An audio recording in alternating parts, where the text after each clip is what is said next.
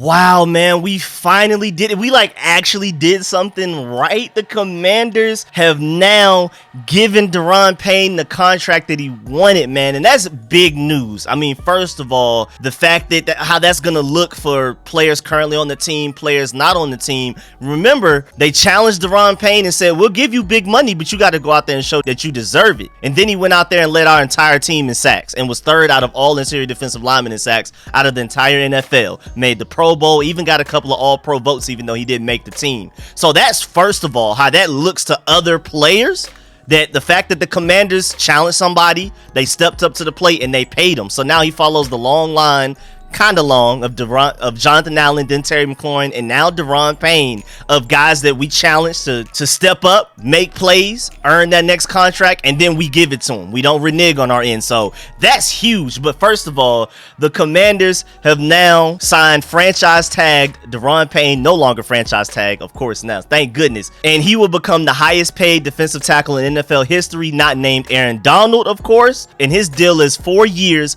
$90 million, $60 million guaranteed, and that is huge. That's a win-win for everybody because he's ultimately making more money than he was on that $19 million franchise tag that was hitting us for that cap hit. But ultimately for us, $60 million guaranteed over the course of 4 years is a smaller cap hit than that $19 million. We got to see the exact details and what's going on 2023 wise to see if we created cap space for 2023, but ultimately he's definitely costing us less money per year on this long-term deal than he was on that franchise tag. So again, everybody wins. I'm surprised that this didn't get done sooner. It just seems so obvious and seemed like the right move for both sides. But of course, with the Commanders, I wasn't banking on us to get anything done like this, but I'm so happy that we did, and now I can be a little bit more optimistic going into free agency. I mean, another thing is the fact that Dan Snyder didn't get in the way of this, because you could tell that Ron Rivera and Martin Mayhew said that they wanted to do everything to get this man paid long term. You could tell they really wanted it,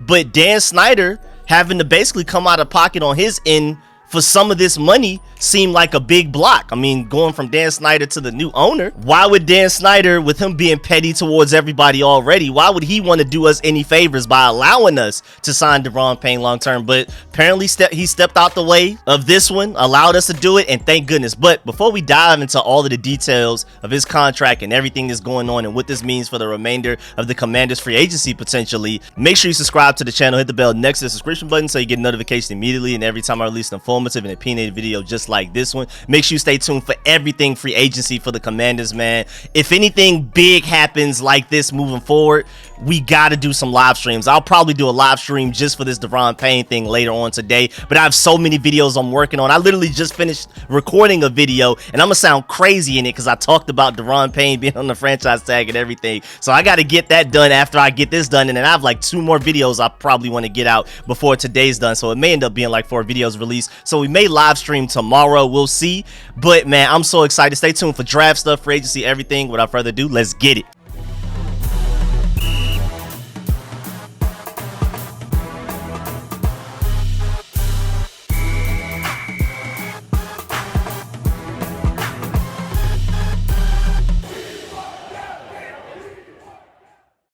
Man, it was looking a little ugly, man. I was seeing all of these other teams making moves. The Dolphins trading for Jalen Ramsey. Looks like the Jets are getting Aaron Rodgers. The Saints did what they had to do to get Derek Carr and all of that type of stuff. I was looking like, hey man, can we at the very least keep the guys that are supposed to be on this team? And we took a great step in the right direction. I still feel like we have a lot of moves to make, a lot more to go. Still a long way to go in certain ways, but this is a great step in the right direction. I'm really happy, man. And like I said, man, I kept saying, bro, we better be one of the first people to pay our defensive tackles. I was saying that for the past couple of months that, hey, man, a lot of these top defensive tackles that were on All-Pro or received All-Pro votes like Daron Payne, or were Pro Bowlers or received a lot of Pro Bowl votes like Daron Payne, Jeffrey Simons, Chris Jones, Quinnen Williams, a lot of these guys are either 2023 free agents like Daron Payne or they're 2024 free agents. So they're also very likely to end up getting contract extensions or new contracts this offseason, the 2023 offseason, to go ahead and get it out the way.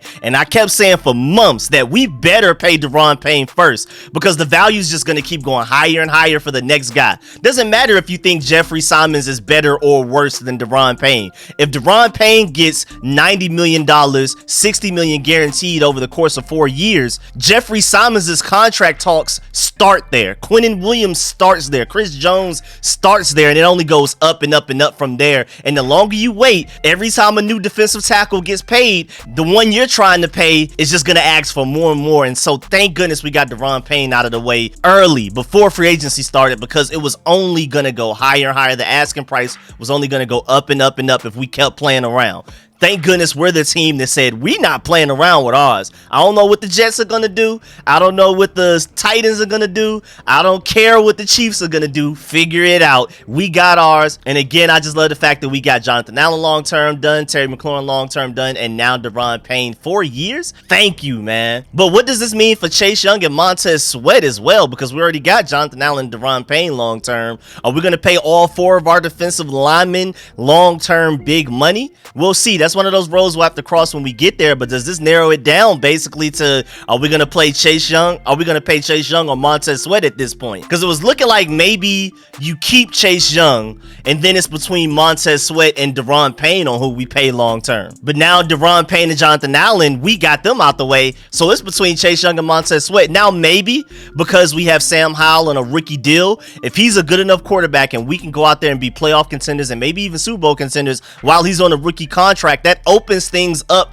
for you to potentially pay all 4 of them the money that they want. That's why having a great quarterback on a rookie contract is your biggest window and your best chance for winning a Super Bowl, or at the very least making it to the Super Bowl like the Eagles. Because the Eagles are going to have to pay Jalen Hurts this offseason. They're not going to be able to afford to keep a lot of those guys that they just had this past season. Half their secondary is about to be gone. A lot of their players are about to be gone. So that was their window. Now that they're going to have to pay Jalen Hurts big time money moving forward, it's going to be really difficult for them to get back, because you're not going to be able to have enough money to pay everybody else around the team to build around that quarterback. The Giants just paid Daniel Jones big money. They're probably going to try to pay Saquon big money as well next offseason.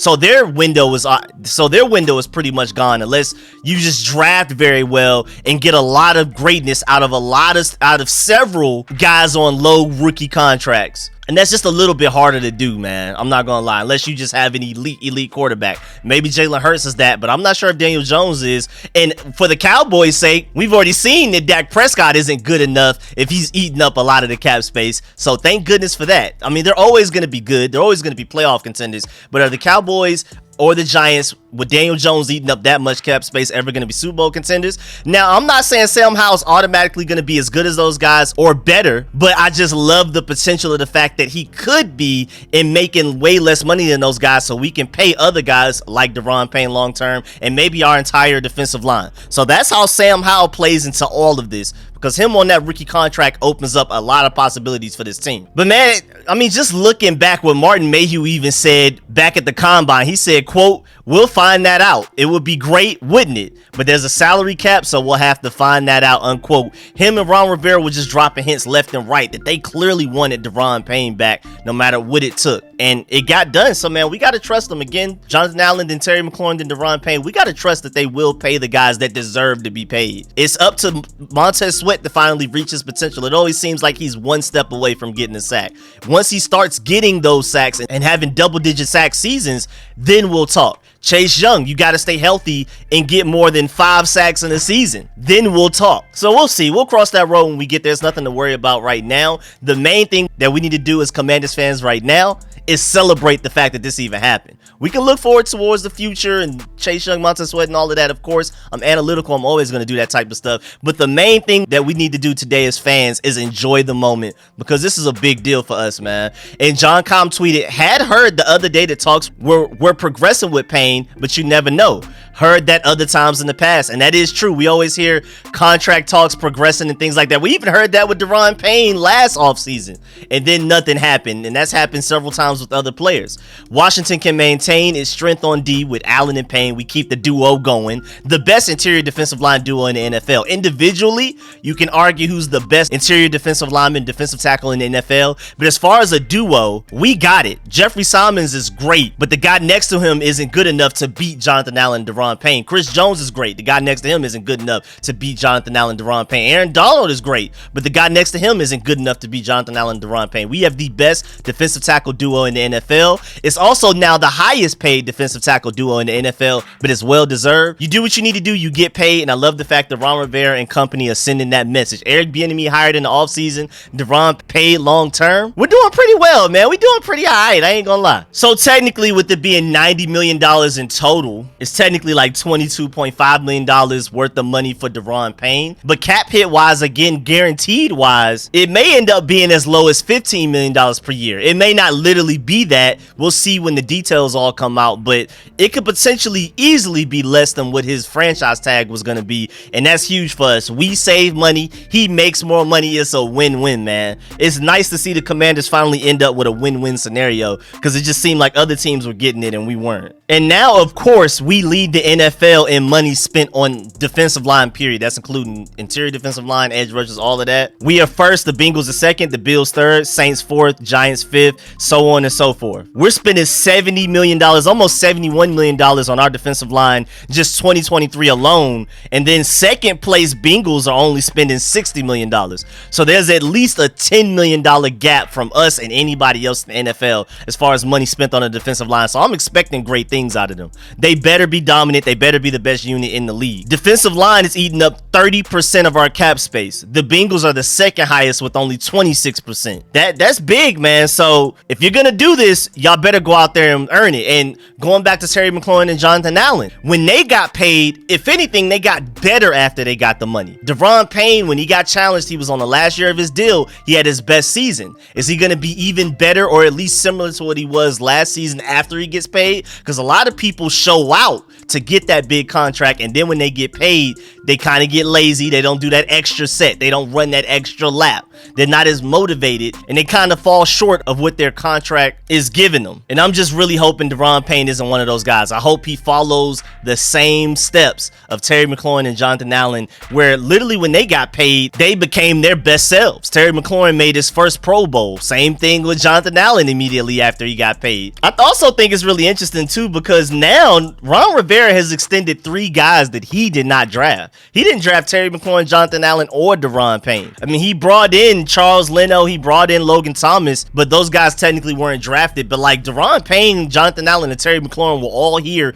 before he got here, and he found a way to get those deals done, and he wanted to get those deals done as the head coach for this team, because even though he didn't draft those guys, he knows how important they are to this team, not only just on the field, but off the field as well. You saw Daron Payne wearing all those chains at the Pro Bowl events and things like that. Every chance we saw him, he was either wearing a bright shirt or a loud chain. So he's kind of the spirit of the team in a way as well. He may not be as much of like a follow my footsteps leader as Terry McLaurin and Jonathan Allen, but he is one of the main voices of the team, and teammates love him. He's fun to be around, all of that type of stuff, so it makes sense. And I'm not gonna lie, I was a little bit optimistic about the fact that this would get done after I saw him working out with Phidarian Mathis, because you could just kind of tell that they kind of had like somewhat of a brotherhood thing going, like I'm not going anywhere. Even at the Pro Bowl as well, like Daron Payne looked like he didn't want to go anywhere. He looked like he enjoyed his teammates. Same thing with the Phidarian Mathis workout. The fact that he even went out of the way to work out with Phidarian Mathis in Alabama, it just showed that our defensive line has a level of camaraderie, and really just our entire team. A lot of our best players just love being around each other. And Daron Payne, if he could get the money that he wanted and to be able to stay in Washington, that's a win-win for him, and he got it. But again, I am afraid that Chase Young and Montez Sweat may be fighting for the same extension right now. We'll see. But in other news, because this may go unnoticed because of the Daron Payne news, deservingly so, we also signed Khalid Hudson to a 1-year deal. He was a restricted free agent, so I expected it to get done. But now that it's officially done, just wanted to let y'all know, update y'all on that. And that last game he had against the Cowboys, I mean, it was a little too late because he had his entire rookie contract to show us some potential. And then on the final game of his contract, of his 4-year contract, the last game of the last year of his contract, the man wanted to show out. But I'm glad that we got to keep him. He was a restricted free agent. I'm pretty sure we gave him an extremely cheap 1-year deal. So we're going to see what potential he has moving forward, and if that was just a fluke or not. And then speaking of restricted free agents, Jeremy Reeves is our only other restricted free agent that we have on the team. Remember, Cam Simmons is always a restricted free agent year after year, but this upcoming season, he's actually an unrestricted free agent this time around. So Jeremy Reeves, our all-pro special teams player, is a restricted free agent as well, and I wonder what they're going to try to give him, because first of all, he made all-pro. So it's automatic that he's going to be making more money than Khaleke Hudson. But how much are you willing to pay a backup safety technically? Even though he is a great player, and we got to find a way to keep him regardless of what he wants, honestly. But at the end of the day, he is a backup safety. But at the same time, he's an all-pro special teams player. And just to let you know, for reference, the Saints gave their star special teamer, JT Gray, a 3-year deal worth $9.6 million with $2.4 million to sign, including an additional $500K per year in playtime. So his max contract is $11.1 million ultimately. And Jeremy Reeves was better than him last year. So will we end up paying him a contract bigger than that? We'll see. We better find a way, because if you lose Jeremy Reeves, Tress Way is going to be livid. A lot of us fans are going to be livid. A lot of the players on the team love Jeremy Reeves. He's another one of those guys that's like a spirit of the team and a great story. You can't lose that guy. You got to find a way to pay him as well. But yeah, man, as soon as we find out exactly what Daron Payne's cap hits are going forward, I'm really excited, man. I will definitely update y'all on that immediately when we get that information. But yeah, man, that's the end of this video. Please get in the comment section. Let me know how you feel about everything discussed in this video. Please leave a like on this video if you liked it. If you learned anything, let me know how you feel about us actually getting a deal done this offseason, man. I'm excited keeping Daron Payne. I wasn't very optimistic that it would happen. I was starting to grow more and more optimistic as we got closer, based on everything Ron Rivera and Martin Mayhew was saying and things like that, but you never know. So, man, let me know how you feel about this whole situation. Jeremy Reeves as well, Khaleke Hudson, and of course Daron Payne. And of course, leave a like on this video if you liked it, if you learned anything. Shouts out to all of my sponsors, especially my Pro Bowl sponsors whose names you see scrolling on the screen right now. I'm gonna catch y'all later. I'm out.